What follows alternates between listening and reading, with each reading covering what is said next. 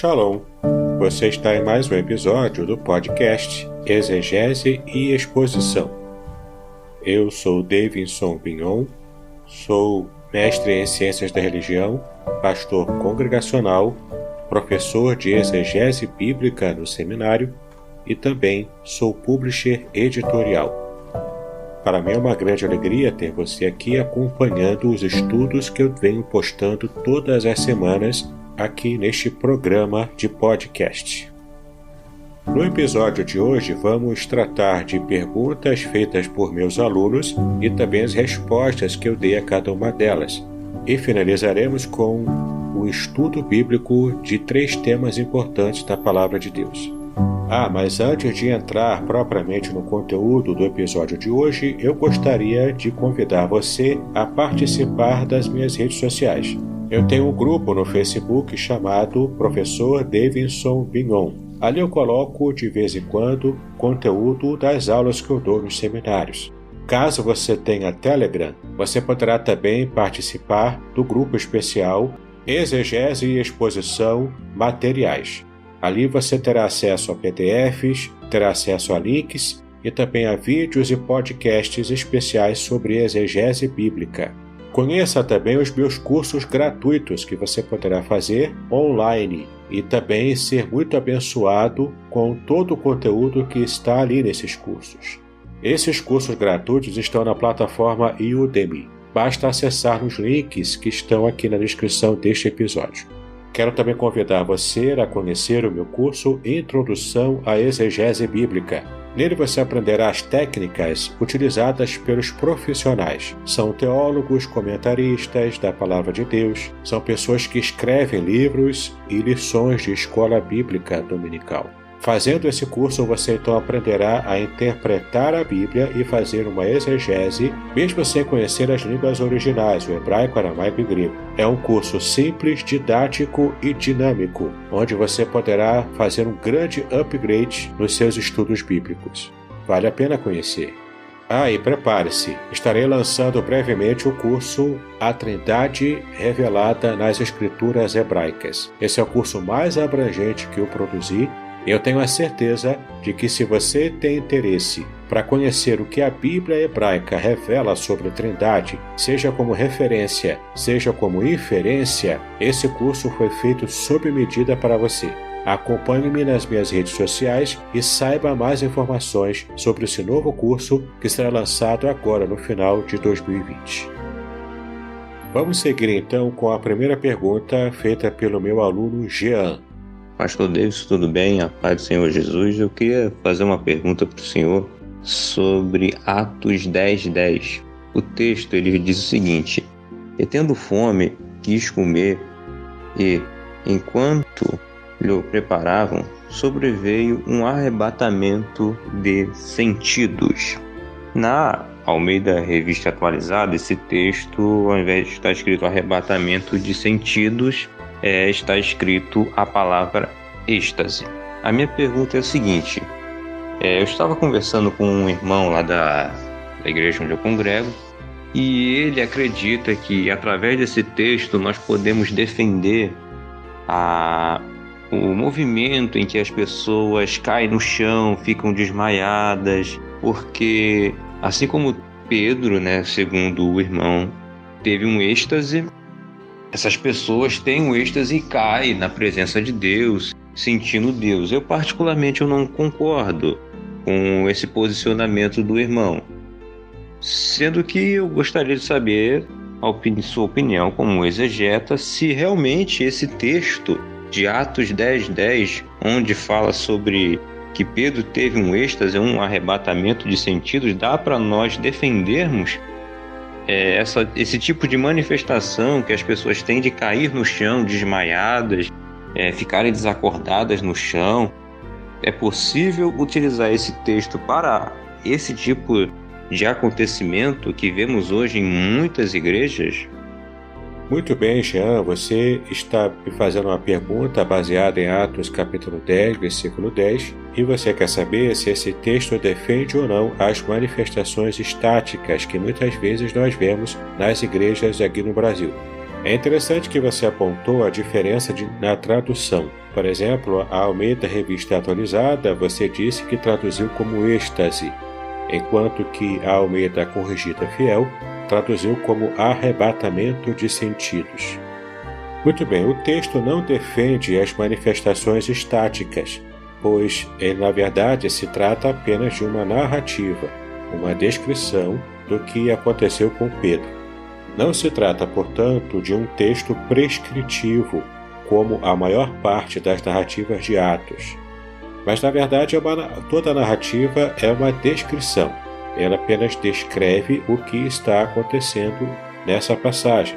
Não tem, portanto, nenhum objetivo de estar simplesmente trazendo uma doutrina bíblica.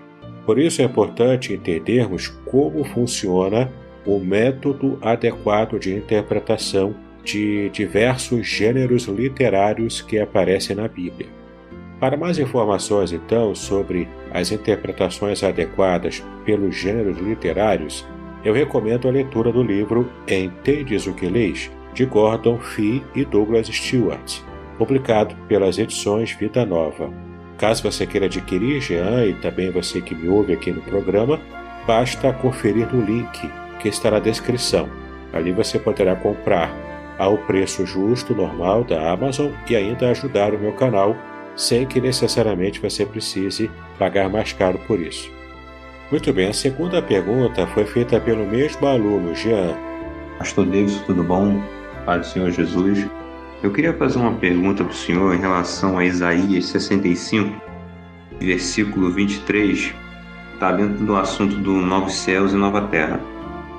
O texto aqui fala: não trabalharão em vão, nem terão filhos para a perturbação, porque são a posteridade bendita do Senhor, e os seus descendentes estarão com eles. Eu já vi interpretações desse versículo informando que quando ocorrer os novos céus e a nova terra, haverá descendentes, as pessoas poderão ter filhos. Até mesmo o texto fala sobre edificação de casa, plantação. Mas eu estou um pouco em dúvida nesse versículo se realmente isso acontece. Queria saber sua opinião sobre esse versículo, se realmente ele comprova que no novos céus e na nova terra haverá geração de filhos. Muito bem, Jean. Você quer saber então Isaías 65, versículo 23, que diz o seguinte: não trabalharão em vão e nem terão filhos para a perturbação. Então, a sua dúvida é se as pessoas poderão ter filhos no novo céu e na nova terra. É uma pergunta bastante interessante, bastante pertinente. Confira como está na nova versão internacional, a NVI. Não labutarão inutilmente e nem gerarão filhos para a infelicidade. Sim, na verdade, esta perícope profética que ela aparece em Isaías no capítulo 65, como nós estamos lendo, do versículo 17 até o versículo 25. Então essa perícope prediz o futuro reino de Deus na terra, provavelmente o milênio. Isaías fala a um só tempo da era da eternidade, em que o pecado e a morte já não existirão. Confirem nos versículos 17 a 19. Ele também fala da era messiânica, isto é, o reino milenial, que antecede esse futuro reino de Deus na terra. Confira nos versículos 19 a 25 e também Apocalipse 20, versículos 4 a 6. Note ainda, Jean, que o versículo 18 começa com um enfático adversativo. Ele usa a palavra mas. Isso indica que haverá, na verdade, novos céus e nova terra, mas que Deus também tem planos para a Jerusalém do reino milenial de Cristo. Para podermos encerrar agora essa resposta, observe que a palavra hebraica Yalad significa gerar, dar à luz, e parece indicar sim que haverá procriação neste período do reino milenial de Cristo. Portanto, há toda a indicação de que a sua pergunta tem uma resposta positiva. Espero que tenha gostado das respostas, Jean, e que Deus possa abençoar os seus estudos. Muito bem, a terceira pergunta foi feita pelo meu aluno Marco Inácio. Vamos ouvi-la. Bom dia, mestre Davidson. O senhor, como é o big professor de hebraico, eu gostaria de fazer uma pergunta, né? Um questionamento que surgiu a respeito de Noé. Quanto tempo aproximadamente Noé levou para construir a arca? Por que eu estou lhe fazendo essa pergunta? A Bíblia nos dá a dica, não diz exatamente datas, mas nos dá a dica que a construção da arca durou entre 80, 90, 100 anos aproximadamente, né? Porque Noé teve seus filhos com 500 anos, dá a ideia de que os meninos eram trigêmeos, mas pode ser que não, pode ser que o nascimento deles tenha se dado a partir de quando ele tinha 500 anos de idade, então pode ser no ano 500, com 500 anos, o outro com 501, ou 502, ou 503, e aí por aí vai, se não forem trigêmeos. E exatamente no ano 600, quando ele tinha 600 anos, aliás, se deu o dilúvio. Então, eu imagino que a arca tenha sido construída ao longo de 80 a 90 anos, até 100 anos aproximadamente. Mas eu tenho visto algumas pessoas defendendo a ideia de que a arca foi construída em 120 anos, baseado no texto que está no capítulo 6 de Gênesis, no versículo 3.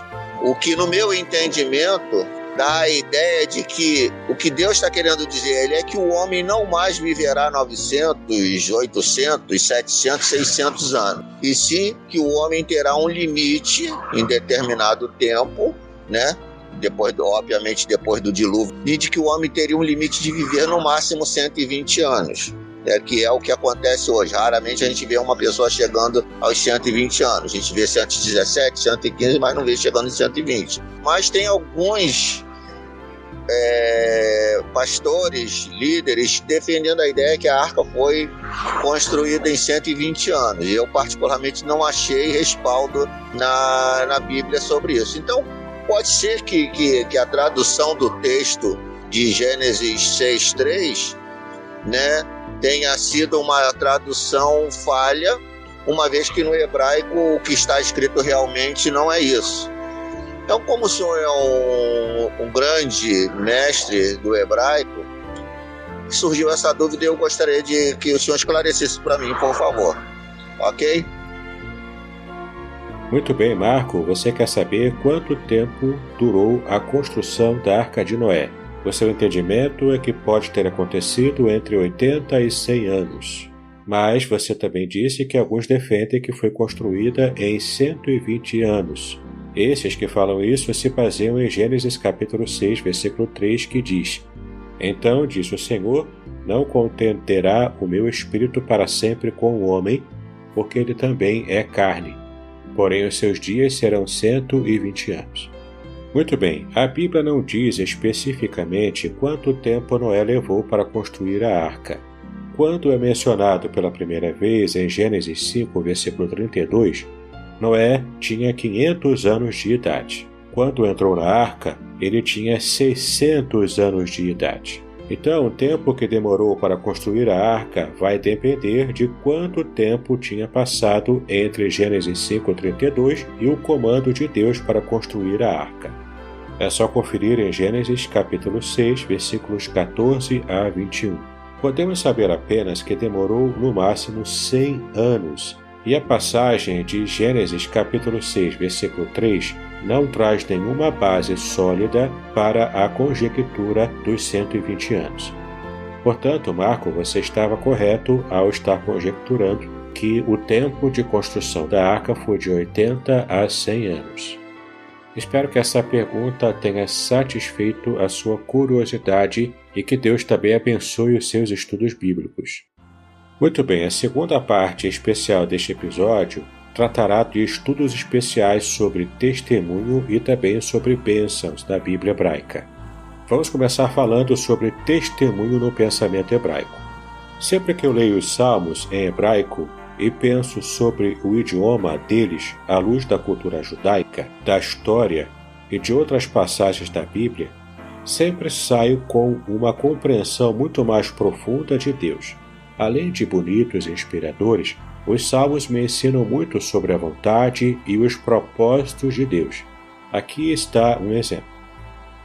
Salmo 119, versículo 31, que em hebraico diz assim: Davakti vaeduterha Adonai al-tivisheni.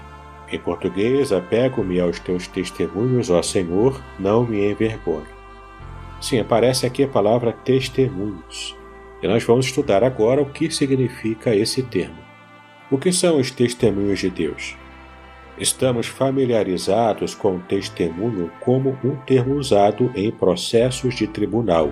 Muitos leitores da Bíblia não percebem que o hebraico edot, que é traduzido como testemunhas ou testemunhos, não é usado no sentido judicial ou do tribunal.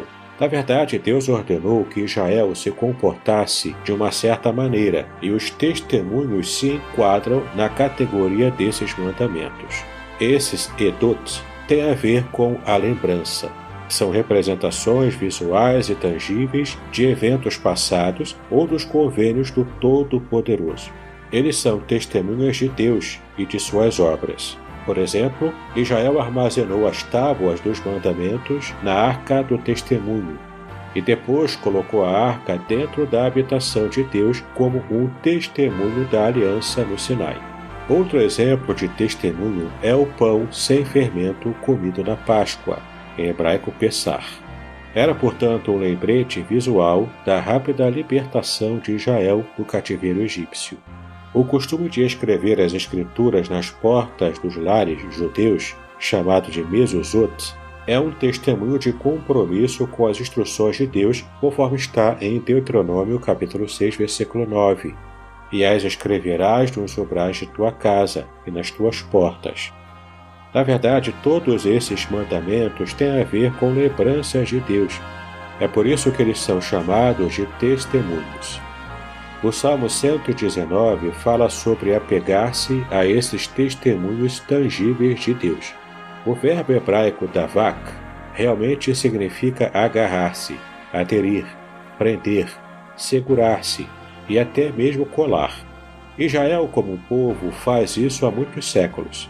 Apega-se aos testemunhos de Deus, que são expressos em costumes peculiares, tradições étnicas e modos de vida culturais.